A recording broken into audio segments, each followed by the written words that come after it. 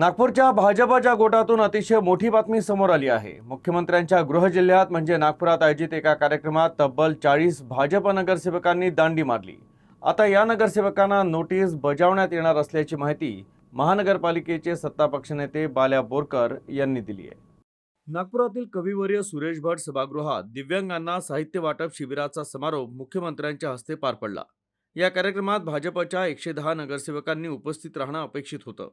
मात्र मुख्यमंत्री प्रामुख्याने उपस्थित असलेल्या या कार्यक्रमाला तब्बल 40 भाजप नगरसेवकांनी दांडी मारली। परिणामी अनुपस्थित राहणाऱ्या नगरसेवकांची आता यादी तयार करण्यात आली आहे। आता या नगरसेवकांना भाजपतर्फे नोटीसही बजावण्यात येणार आहे।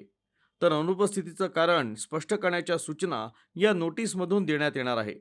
त्यामुळे आता भाजप पुढे या प्रकरणी नेमकी काय कारवाई करतं हे पाहणं देखील महत्त्वाचं ठरणार आहे।